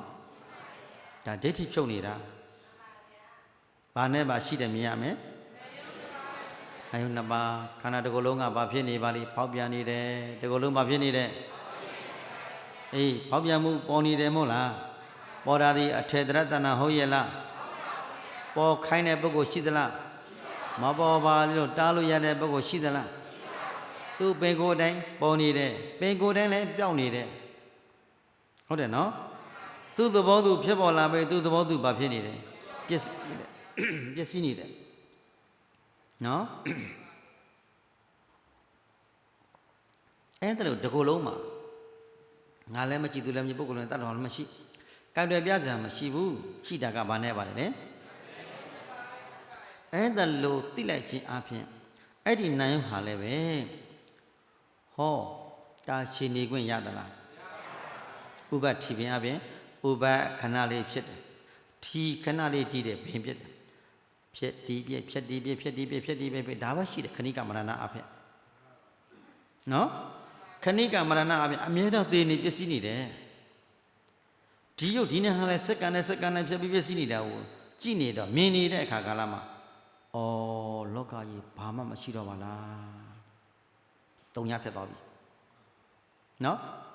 တုံညတော့လောကယုတ်လောကနံလောကကြီးကိုတုံညတော့တုံညဟူ၍သာနာတိသိပါနားလည်ပြီနော်သ ဇာနာတောပိကဝေပတ္တတောအာသဝနံခယံဝတ္တမိဇာနာသောဒီယုတ်ဒီနံဒီခန္ဓာကိုယ်ဤသည်ဖြစ်ပြီးပစ္စည်းတဲ့သဘောလက္ခဏာနေမှတော့ဘာမှမရှိပါလို့မြင်နေမှသိနေမှဆိုရင်အာသဝနံကာမသဝဘဝသဝဒိဋ္ဌသဝအဝိဇ္ဇာသဝတုအဝိဇ္ဇာသဝတုအာသောတာ၄ပါးတို့သည်ဝါဒိဋ္ဌသဝအာသဝတရား၄ပါးဒိဋ္ဌသဝတိကုန်ဤခယံကုန်ဤဝေအံသင်တို့ဆံငါပြတ်သည်ဝတ္တမိတော်မူ၏ဒိဋ္ဌိပြုတ်သွားပြီတဲ့ဒီကုလုံးမှာပုဂ္ဂိုလ်မီတတ်တော်မရှိဘူးခိတ္တခဏလေးတွေးနေကြချုံညက်နာသူ့လမ်းသူသွားနေကြတာပဲလာလို့လဲခေါ်ထားတာမဟုတ်ပြန်လို့နေထုတ်တာလည်းမဟုတ်သူ့သဘောသူဖြစ်လားသူ့သဘောသူပြည့်စည်နေတာလောကကြီးဟာဘာတစ်ခုမှခိုင်ခိုင်ခန့်ခန့်တည်တည်တန်းတန်းဆိုတာမရှိတဲ့ခန္ဓာကိုယ်ကြီးပါလားကိုယ်သဘောဆိုတာဘာတစ်ခုမှမရှိပါလားအမင်းမဲ့တရဇသူ့သဘောသူဆောင်းနေတဲ့ခန္ဓာကြီးပါလားလို့သဘောခန္ဓာတွေ့ပြီးတော့အပြောခန္ဓာပျောက်သွားရမယ်နော်ဘာခန္ဓာပျောက်သွားရမယ်အပြောခန္ဓာပျောက်သွားမယ်ယောက်ျားမိန်းမပုဂ္ဂိုလ်တော်ဆိုအပြောဟုတ်တယ်လားဒုရဲ့ခြေတော်ရဲ့ပေါင်ရဲ့ခါးရဲ့ဝမ်းပိုက်ရဲ့ခေါင်းရဲ့ဆိုတာကအပြောပညာနားလည်ပြီနော်ဒီခန္ဓာကိုတလွတ်လွတ်တရွရွတမမလည်းပြောင်းလဲမှုလက္ခဏာတက်ကလေးကိုမြင်တာကသဘောကဲအပြောပြောင်းမှသဘောရောက်မယ်နော်ပြင်းညက်ပြောင်းမှပရမတ်ရောက်မယ်နော်အဲ့တော့ယောဂီများတဏ္ဍာထဲမှာတတိတာကြည့်လိုက်တဲ့ခါကာလမှာဘာလေးပေါ်ပေါ်ဝမ်းသာစရာဝမ်းနည်းစရာပေါ်မှာပေါ့စိတ်ကလေးတွေကဝမ်းသာစရာစိတ်လဲဧည့်သည်ဝမ်းနည်းစရာစိတ်လဲဧည့်သည်ခဏလေးဖြစ်အကြောင်းပေါ်လာလို့အကျိုးဖြစ်သွားတာဟုတ်တယ်နော်ချမ်းသာမိမိစိတ်တဲကစိတ်ကလေးကချမ်းသာစေတဲ့အာယုံလေးတစ်ခုနဲ့အပြင်ကဓမ္မယုံဝမ်းသာစရာတစ်ခုနဲ့ပေါင်းလိုက်ဝမ်းသာစရာဖြစ်တဲ့ဓမ္မယုံလေးတစ်ခုနဲ့မိမိစိတ်ကနှမ်းပြီးပေါင်းလိုက်တဲ့အခါကျတော့ဝမ်းသာတယ်လို့မတွေ့နေဘူးလားသတိထားကြည့်လိုက်အဲ့ဒီဝမ်းသာတဲ့စိတ်ကလေးကတော့မြဲသလားမမြဲဘူးလားခဏဖြစ်ပြီးဝမ်းနဲ့စရာလေးတွေ့လိုက်ပြီဆိုဝမ်းနဲ့စရာအာယုံနဲ့တွေ့တဲ့အခါဝမ်းနဲ့စရာအရှိလားမရှိလားခဏလေးဖြစ်ပြီးခဏလေးပြတ်သွားတာပဲဝမ်းနဲ့စရာလဲတာရှည်စွာမနေဘူးခုဖြစ်ခုပြက်ဝမ်းသာတဲ့အာယုံလည်းပဲတာရှည်စွာနေခွင့်မရပါမယ်ခုဖြစ်ခုပြက်စိတ်ဟာဒီဟတ္တယဝတ္ထုယုတ်ကိုမင်းပြတဲ့မနောဝိညာဉ်စိတ်သည်အပြင်ကအာယုတို့ရဲ့တိုက်ဆိုင်ခြင်းကြောင့်ပေါ်နေရတာကိုကြည့်အကြောင်းကျိုးဆက်တာပေါ့လေစကုပ္ပတ္တအကြည်ဓာတ်မျက်စိထဲမှာစကုပ္ပတ္တအကြည်ဓာတ်ရှိတယ်စကုပ္ပတ္တအကြည်ဓာတ်လေးနဲ့အပြင်ကယူပေါင်းရောအစင်းလေးတစ်ခုရှိတယ်ဖက်ကနေလာတိုက်တယ်နားလည်ပြီနော်တိုက်တော့ဘာစိတ်ပေါ်တယ်မြင်သိစိတ်ဘာစိတ်ပေါ်တယ်မြင်စိတ်သည်အလိုလိုပေါ်လာလားအကြောင်းနှစ်ခုကြောင့်ပေါ်လာတာလားစကုပ္ပတ္တမျက်စိအကြည်ဓာတ်နဲ့ယူပါယောအထင်းအစင်တိုက်ဆိုင်လို့မြင်စိတ်ပေါ်တာနားလည်ပြီနော်အဲ့ဒီမြင်စိတ်ပေါ်တဲ့တကမြင်စိတ်နောက်ကမှာပါလဲတိဏ္ဍသီဖတ်တော့မြင်စိတ်နောက်ကဘာဖြစ်လဲစကုဝိညာဉ်ကနေပြီးတော့ဖတ်တာတွေ့သွားတာကိုသူကိုစကုဇရူပိဇဥပိစရိစကုဝိညာဉ်တိဏ္ဍသီဖတ်တော့ဖတ်တာဖြစ်တဲ့ဝေဒနာစိတ်အစဉ်ထဲမှာတတိညာထားတဲ့ပုဂ္ဂိုလ်အတွင်းမြင်တာလေးပေါ်မှာတတိကကြည့်ဝမ်းသာစရာမြင်ရဝမ်းနည်းစရာမြင်ရအစင်းယူပါယုံလေးကိုမြင်တဲ့ကယူပါယုံလေးမြင်တာလေးတစ်ခုပဲရှိတယ်နော်မြင်နေတာယောက်ျားမြင်တာမဟုတ်မိန်းမမဟုတ်ပုဂ္ဂိုလ်တော်မဟုတ်ဘူးနော်မြင်သိစိတ်လေးမြင်တာလေးပြန်ကြည့်လိုက်ဖက်ကလေးဆိုမျက်စိမှာပေါ်မျက်စိမှာချုပ်သွားတာပဲအဲ့ဒါလို့ဉာဏ်လေးနဲ့ပရမတ်ထင်းနေမယ်ဆိုရင်မြင်သည်ပြက်ကြားရင်လည်းကြားသည်အတန်နဲ့အနာဆုံတဲ့အခါကြားမှုတရားဖြစ်သွားဆုံးလားအစစ်စစ်ကိုဆုံးညသောအခါမြင်မှုတရားဖြစ်သွားဆိုမှမြင်တာကိုလိုက်မှတ်ရင်ဖြစ်ပြီးပြက်တာတွေ့မယ်ကြားတာကိုမှတ်လိုက်ရင်ကြားသည်ပြတ်သွားမှာပဲမြင်လဲမြင်သည်ပဲကြားသည်ပဲနာသည်ပဲစားသည်ပဲအခုပေါ်ကိုချုပ်တဲ့နေရာလေးကိုတွေ့နေမယ်ဆိုရင်အထဲမကြည့်ပုဂ္ဂိုလ်တော်မရှိပါသဘောလေးဖြစ်ပြီးသဘောလေးပြည့်နေပါပေါ်လာလို့ဆိုတော့ပုဂ္ဂိုလ်လည်းပြောက်တတ္တဝါလည်းပြောက်အထေတရတနာပြောက်ဘာဆိုဘာမှကိုင်းစရာမရှိကံပြပြစရာမရှိပါပဲနဲ့သဘောခန္ဓာပါလားလို့မြင်သွားရှာတယ်ဘာခန္ဓာအဲ့ဒီအပြောခန္ဓာပြောက်ပြီးသဘောခန္ဓာရောက်မှပရမတ်ထင်ကဒီယုတ်ဒီနဲ့ဒီခန္ဓာကိုယ်ကြီးကိုဘာသစ္စာလို့တွေ့သွားမယ်ဆင်းရဲအာယုန်တွေနဲ့ပြည့်နေတာကို ဆင်းရဲစီရာတို့ပြီခန္ဓာတကိုယ်လုံးမှာပြည့်ကျက်နေတာကိုပင်မစီရာကောင်းလိုက်တဲ့ခန္ဓာဩခန္ဓာဒုက္ခခန္ဓာဒုက္ခခန္ဓာဒုက္ခဆိုရင်ခန္ဓာကိုယ်ကြီးမှာဘာသစ္စာလေးတစ်ခုတည်းတွေ့တော့တယ်ဆင်းရဲခြင်းအမှန်တရားပါတယ်လေ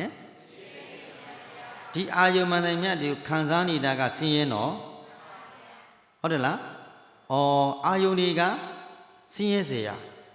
အာယုန်တွေကမြင်စရာတွေကြားစရာတွေနားစရာတွေစားစရာတွေယာနာကောင်းတူတော့စရာတွေအဲ့ဒါတွေပါတယ်လေဆင်းရဲစေရဒါလေးကိုဖတ်ကနဲ့အသိစိနဲ့ပေါင်းလိုက်တဲ့အခါတဏှာနဲ့ပေါင်းလိုက်တဲ့အခါကြတော့တဏှာကဥပဒံကံလေးဖြစ်ပြီးတော့မဆင်းရဲသွားဘူးလားဆင်းရဲနေရတာကဒုက္ခဆင်းရဲစေတတ်တဲ့အာယုန်လေးကိုပေါင်းနေတာကသမုဒိယနဲ့ဘာဖြစ်သမုဒိယနဲ့ဒုက္ခသမုဒိယဒုက္ခသမုဒိယဆိုလိုက်ကြတဲ့ကိုကဒီပုဂ္ဂိုလ်တွေဟာချမ်းချမ်းသာသာနေရသလားဆင်းရဲနေရသလားဘာသစ္စာကြီးတစ်ခုတည်းတွေ့နေရပြီဆင်းရဲခြင်းအမှန်တရားပဲဒီဒုက္ခသစ္စာဖြစ်ပေါ်ရခြင်းသည်ငါအကြောင်းအာယုန်လေးပေါင်းလို့ဟုတ်တယ်လားဆင်းရဲစေတတ်သောနမိတ်အာယုန်ကလေးကိုသွားပြီးတော့ကန့်ကြီးနေလို့စိတ်မှာတွေ့ထိနေလို့ဆင်းရဲနေတာဒီဆင်းရဲတဲ့စိတ်ဒီအရှိလားမရှိလားပြန်ကြည့်မရှိဘူးနော်ဒီစိတ်တွေရှိသလားမပြန်ကြည့်လိုက်ပါအောင်ခြေစိတ်ကိုနောက်စိတ်ပြန်ကြည့်ပြန်စိတ်နောက်စိတ်ပြန်ကြည့်ပြန်ကြည့်လည်းမရှိပြန်ကြည့်လည်းမရှိတော့ပျောက်သွားတာပဲဖြစ်ပြီးဖြတ်ပြီးပစ္စည်းနဲ့သူ့ကိုပါသစ္စာသိတဲ့ဉာဏ်လေးကတည်သွားတာကငြိမ်းနေတာကသစ္စာဆိုင်နေတယ်သစ္စာဆိုင်နေတယ်တော့သစ္စာတရားတွေကိုအမှန်တည်းမြင်နေတဲ့ပုဂ္ဂိုလ်သည်လောဘဖြစ်เสียလဲတွေ့ရင်လောဘဖြစ်ပါဦးမလားဒေါသဖြစ်เสียနဲ့တွေ့ဒေါသဖြစ်ပါဦးမလားမောဟဖြစ်เสียအာယုန်နဲ့တွေ့ရင်လည်းမောဟဖြစ်ပါမလားဘာဖြစ်လို့တော့လောဘဒေါသမောဟတရားဖြစ်เสียတဲ့ကံတတ္တိတရားကိုညာနဲ့ကတ်ထားလို့နားလည်ပြီနော်ဒီဖြစ်စီတတ်တဲ့ပိမှန်ဆင်းရဲစီတတ်တဲ့အာယုန်ကိုကြိုပြီးတော့ဖြစ်စီထားခြင်းဤသောအကြောင်းကြောင့်ပေါ်လာတဲ့အာယုန်မှန်တယ်များတွေကိုဖြစ်ပြီးပစ္စည်းနေပါပေါ့လားလို့မြင်နေခြင်းဤသောအကြောင်းကြောင့်ဒီတလေးစဘာမှုရောစဘာကိုလှဲထားတဲ့အခါကာလမှာလက်နဲ့ထောက်ရှင်နဲ့ထိလက်နဲ့ထိသွေးယိုစီးခြင်းကမရှိပြီးတကယ်တော့နားလည်ပြီနော်ကြိုတင်ပြီးတော့ဟောဒီယုတ်ဒီနာဒီခန္ဓာ၅ပါးပေါ်မှာခန္ဓာ၅ပါးကိုဉာဏ်၅ပါးမဲ့သုံးသပ်ဆင်ခြင်ခြင်းကြောင့်ပဲစိတ်လေးပေါ်ပဲအာယုန်လေးပေါ်ဖြစ်ပြီးတတိထားကြည့်လိုက်ပေါ့ဆင်းရဲစရာလေးပေါ်နေပြီဆင်းရဲနေပြီဆင်းရဲနေတဲ့အခါတတိထားလိုက်ငါဘာလို့ဆင်းရဲနေပါလိဆင်းရဲစီတတ်တဲ့အာယုန်ကိုလှမ်းပြီးတော့ညှွှက်လိုက်တယ်တွေ့တယ်ဆင်းရဲစီတတ်တဲ့အာယုန်ကိုငါပေါင်းထားလို့ဆင်းရဲနေတာနားလည်ပြီနော်ကြည်စမ်းငါစိတ်ကအပြင်ရောက်နေပါလားငါဧည့်သည်နဲ့ပေါင်းနေလို့ပါလားဆင်းရဲစီရတဲ့ဧည့်သည်စိတ်နဲ့ပေါင်းလို့ငါဆင်းရဲနေရတာနားလည်ပြီနော်လောဘဖြစ်စီတတ်တဲ့အာယုန်နဲ့ပေါင်းလို့လောဘလွန်ကဲနေတာဒေါသဖြစ်စီတတ်တဲ့အာယုန်နဲ့ပေါင်းလို့ဒေါသဖြစ်နေတာမောဟဖြစ်စီတတ်တဲ့အာယုန်နဲ့ပေါင်းလို့မောဟဖြစ်တာဒီလောဘဒေါသမောဟဆိုတာဧည့်သည်စိတ်နော်အင်ရှင်လားဧည့်သည်လားအမြဲတမ်းနေတာလားခဏပဲလာတာလားဘယ်လိုပုဂ္ဂိုလ်တဏ္ဍာမှာလာတယ်လို့မေးတတိမရှိတဲ့ပုဂ္ဂိုလ်နားလည်ပြီနော်ပမာဒဖြစ်နေတဲ့ပုဂ္ဂိုလ်တဏ္ဍာထဲမှာလောဘလည်းရေဝင်မယ်ဒေါသရေဝင်မောဟရေဝင်မယ်အပမာဒအာယုန်တက်ကလေးတို့ပြီးအကဲကပ်ပြီးကြောင်းကြစိုက်နေတဲ့ပုဂ္ဂိုလ်တဏ္ဍာမှာဝင်ခွင့်မရဘူးမလာဘူးလားဆိုရင်လာတယ်လာပြီးညာတော့လေအိမ်ကိုတကားပိတ်ထားတယ်တမ္မာတတိဒကမှုကတကားပိတ်ထားတယ်မင်းဒုက္ခပေးအောင်မလာနဲ့တကားပိတ်လိုက်တယ်လောဘဖြစ်စီရလေးလွန်စီရလေးပေါ်ရင်တတိထားလိုက်ဟောကြည်စမ်းစိတ်တွေပေါ်နေပါလားသိလိုက်မရှိဘူးသိလိုက်မရှိဖြတ်တယ်ပြောက်သွားတာဒေါသဖြစ်စီရလေးပေါ်လို့ရှိရင်လည်းတတိကမင်းငါ့ကိုဒုက္ခပေးဖို့လာတာတတန်တရားလို့ဒုက္ခပေးထားပြီးဒီနေ့မလာနဲ့တော့တကားပိတ်လိုက်ပြီကဲအဲ့တဲ့စိတ်ကတကားပိတ်ထားလို့တကားမဖွင့်ပေးလို့ရှိဝင်ခွင့်ရပါမလားအရှိစိတ်ပြန်သွားတာပေါ့ညာလည်းပြီနော်ဘယ်လေးအာယုဝမ်းသာစရာဝမ်းလဲစရာသဘောကျတဲ့သဘောမကျစရာဘယ်စိတ်ဘယ်အာယုလေးပေါ်ဖြစ်ပေါ်လာတဲ့အာယုမှန်တယ်မြတ်လည်းဖြစ်ပြီးပျက်စီးနေတဲ့ဆိုတာကိုညာနဲ့စောင့်ကြည့်နေမယ်ဆိုရင် ဘယ်လိုလောကဓာတ်အာယုန်နဲ့အဆိုးလောကဓာတ်၄ပါးနဲ့တွေ့အကောင်းလောကဓာတ်၄ပါးနဲ့တွေ့ခပ်ပြုံလေးပဲဖြစ်မှာပေါ့အကြောင်းရှိရင်အကျိုးရှိတာကိုအကြောင်းကုန်လို့အကျိုးကုန်တာပေါ့နားလည်ပြီနော်အကြောင်းကလည်းဖြစ်ပြီးပြည့်နေတာအကျိုးကလည်းဖြစ်ပြီးပြည့်စည်နေတာဆိုတော့ဘာတစ်ခုမှအကြောင်းလည်းမမြဲဘူးအကျိုးလည်းမမြဲဘူးအကြောင်းလည်းဆင်းရဲစရာအကျိုးလည်းဆင်းရဲစရာအကြောင်းလည်းအနတ္တအကျိုးလည်းအနတ္တအနတ္တခန္ဓာမို့လို့အနတ္တပြတာပဲလို့မြင်ကဲမငြိမ်းချမ်းဘူးလားမချမ်းသာဘူးလားချမ်းသာတယ်နော်အဲ့ဒါလို့ဉာဏ်မဝင်ဘူးဆိုမှဖြင့်လောဘဖြစ်စီအာယုန်လေးပေါ်ရင်ဘသူရဲ့ဘဝရဲ့တန်းစီပြီးတွေးလိုက်ပြီးလောဘဖြစ်တဲ့တွေလောဘဖြစ်လောဘကဘာဖြစ်လာတယ်လောဘလွန်ခဲ့ရင်တောကဖြစ်လာတယ်နားလည်ပြီနော်တောကပရိဒီဝါတွေဖြစ်ပြီးတော့ကဲမပင်မတော့ဘူးလားဆင်းရဲရပြီနော်ဆင်းရဲစီတတ်တဲ့လောဘနဲ့ပေါင်းလို့ဆင်းရဲတာဆင်းရဲစီတတ်တဲ့ဒေါသအာယုန်နဲ့ပေါင်းလို့ဒေါသနဲ့ပေါင်းလို့ဆင်းရဲနေတာဆင်းရဲစီတဲ့မောဟနဲ့ပေါင်းလို့ဆင်းရဲနေတာလို့ဆိုတော့ဒီဒေါသမောဟအကုသိုလ်ကံတတ္တိနဲ့ပေါင်းရင်ဒီစိတ်နဲ့ပေါင်းတယ်မြဒီအာယုန်နဲ့တွေ့ထိတယ်မြကာလပတ်လို့ဆင်းရဲနေရမှာပါလားလို့မသိရဘူးလားတကယ်လို့ဉာဏ်လေးနဲ့မဝင်ပါပဲနဲ့ဒီအာယုန်နောက်ကိုလိုက်နေမယ်လောဘနဲ့ပေါင်းဒေါသနဲ့မောဟနဲ့ပေါင်းပြီးတော့လိုက်နေမယ်ဆိုရင်တော့တရားဓမ္မတို့ပြောခဲ့ပြီးပြီတလေးစပါးကိုထောင်ထားမယ်မူရောစပါးထောင်ထားမယ်ဆိုရင်ကဲလက်နဲ့တော့ထိခြေသားနဲ့ထိမယ်ဆိုရင်သွေးမထွက်ဘူးလားဒဏ်ရာတွေမရဘူးလားဘုရားပေးတဲ့ဥပမာနော်အဲ့ဆိုဘုရားရှင်မိန့်တော်မူတဲ့ဥပမာလေးနဲ့ဒီဥပမေရဆောင်းပြီးတော့မြတ်စွာဘုရားရှင်မိန့်တော်မူတဲ့ဒီအာကုသိုလ်အာယုန်ရှိနေတဲ့ဒီအာကုသိုလ်ဖြစ်စေတတ်တဲ့အာယုန်တွေကိုပေါင်းမိရင်ငါအနှဲငယ်ပေါင်းရင်အနှဲငယ်ဆင်းရဲရမယ်10မိနစ်ပေါင်းရင်10မိနစ်ဆင်းရဲရမယ်2မိနစ်ပေါင်းရင်2မိနစ်ဆင်းရဲရမယ်5မိနစ်ပေါင်း5မိနစ်ဆင်းရဲရမယ်10မိနစ်10မိနစ်ဆင်းရဲရမယ်နေ့တဝက်လို့ဒီအာယုန်နဲ့ပေါင်းနေရင်နေ့တဝက်လို့ဆင်းရဲနေရမယ်ဒီအာယုန်နဲ့10စက္ကန့်လေးမပေါင်းရင်10စက္ကန့်ချမ်းသာတယ်နားလည်ပြီနော်သူ့ကိုပေါင်းတော့မှားတယ်ပဲအပေါင်းမှားတော့ဆင်းရဲမယ်နားလည်ပြီနော်သူ့ကိုပေါင်းတော့မှန်တယ်ပဲအပေါင်းမှန်တော့ဆန်ရမယ်ဆိုတော့အကုသိုလ်နဲ့ပေါင်းရင်ဆင်းရဲမယ်ကုသိုလ်အာယုန်နဲ့ပေါင်းရင်ချမ်းသာမယ်ဒါဆိုရင်ဒီကနေ့မြတ်စွာဘုရားကရန်တို့တဲ့အကျဉ်းပုဂ္ဂိုလ်သည်ငါဘုရားဆုံးမသောတရားတော်မြတ်တို့ကိုစိတ်ရင်သောနေရာကိုရှင်းကပ်၍စိတ်ရင်သောနေရာကိုရှင်းကပ်၍နိဗ္ဗာန်ကိုစေလွတ်သောစိတ်ဖြင့်ကင်းသောရာဂရှိကခန္ဓာအစဉ်ကိုဉာဏ်ချင်းပြီးတော့အာနာပါနကမ္မထံကိုစတင်ပြီးသုံးသပ်စဉ်ပွားများအားထုတ်တဲ့ယောဂီပုဂ္ဂိုလ်သည်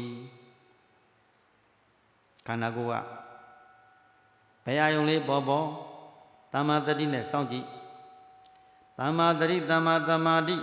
တမ္မာဝါယမဆိုတဲ့သမာဓိမဲ့ခင်သုံးပါးကိုကိုင်းတမ္မာတတိတမ္မာသင်္ကပ္ပဒီဟုသောပညာမဲ့ခင်နှစ်ပါးတို့ဖြင့်ဤပြင်စင်ကိကမဲ့ခင်၅ပါးတို့ဖြင့်အကဲခတ်ပြီးတော့ကြောင်းကြစာကြည့်နေမယ်ဆိုရင်ဒီတတ္တိကရာဂကုံရာသို့သွားနေတယ်ကိုယ်တော်ကံတတ္တိတို့သည်ရာဂတွေချုပ်ငြိမ်းရာဖြစ်သောနိဗ္ဗာန်မဲ့ဖို့စီကိုညှက်ကိုင်းနေတယ်ဒေါသတွေချုပ်ငြိမ်းရုပ်သိမ်းတဲ့နိဗ္ဗာန်ဓာတ်ကိုနိဗ္ဗာန်ဓာတ်စီကိုညှက်ကိုင်းနေတယ်မောဟတွေချုပ်ငြိမ်းရုပ်သိမ်းတဲ့နိဗ္ဗာန်ဓာတ်ကိုညှက်ကိုင်းပြီးနေတယ်ဥပမာအပင်ကြီးတပင်အရှိဘက်ကိုခက်မှ၅ပြားတို့အရှိဘက်ကိုအကုန်လုံးကိုင်းပြီးတော့ဖြစ်နေတယ်ခက်မှ၅ပြားတို့သည်အရှိဘက်ကိုညှက်ကိုင်းပြီးတော့ဝေဝေစားလေးဖြစ်နေလူတွေကဒီပင်ကြီးကိုမလိုချင်ဘူးအမြင့်တွေတူးတယ်အနောက်ဘက်ကိုကိုင်းအောင်အနောက်ဘက်ကိုလဲချဖို့အတွက်အရှိဘက်ကိုညှက်နေခက်မှ၅ပြားတို့အရှိဘက်မှာညှက်ကိုင်းနေတဲ့ဒီကိုပင်ကြီးတဲ့ပင်ကိုဝိုင်းပြီးတော့ရွာသူရွာသားတွေအမြင့်တွေကဖြတ်လိုက်သည်ရှိတော့သူတို့ဝိုင်းပြီးဆူတောင်းနေတာကမြောက်ဘက်ကိုလဲပါစီမြောက်ဘက်ကိုလဲပါစီဒါပေမဲ့ရွက်ဟုံကအရှိဘက်ကိုညှက်နေတယ်နော်သူတို့အမြင့်တွေတူးပြီးတာဆူတောင်းနေခြင်းသည်အတိတ်ပဲမရှိဘူးဘာဖြစ်လို့လဲ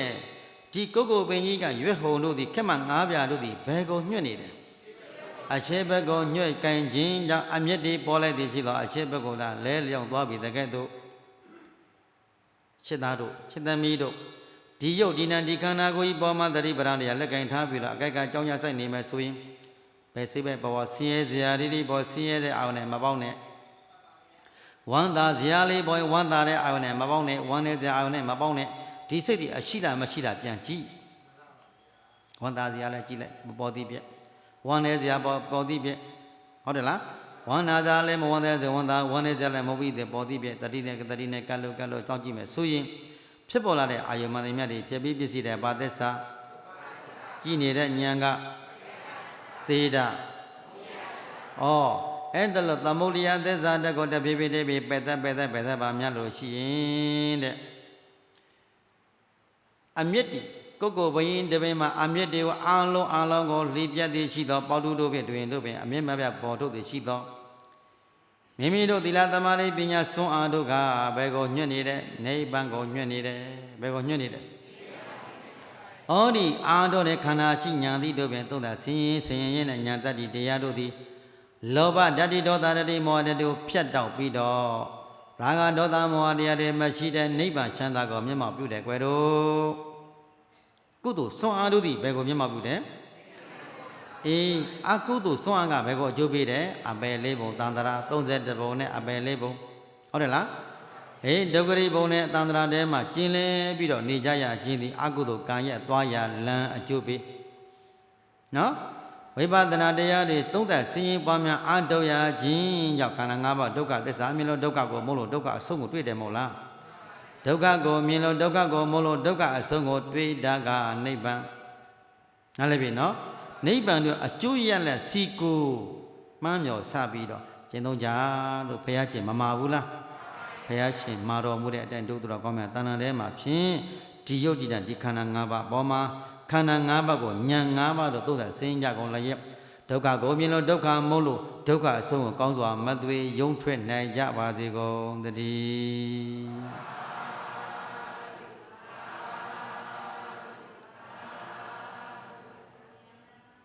ကဲကုသိုလ်တရားတွေရင်ဝယ်ပိုက်ပြီးဆုတောင်းမြတ်ပေးကြမယ်ဤသို့ပြုရမြတ်ဘုံညကြောင့်အမတခေမံဤနိဗ္ဗာန်ကိုဧကံထောက်လျှောက်ရောက်စေသောယနေ့ယခုအာထုသမြမြတ်ဘာကကိုမိဘဆရာမြို့သားဟာနှင့်ကိုမာဆောင်ကျက်ကိုဆောင်နကအရင်စရွယ်ရှိသမျှလုံးစုံဘုံ30ဖြစ်သမျှရှိသမျှဝေနေရတို့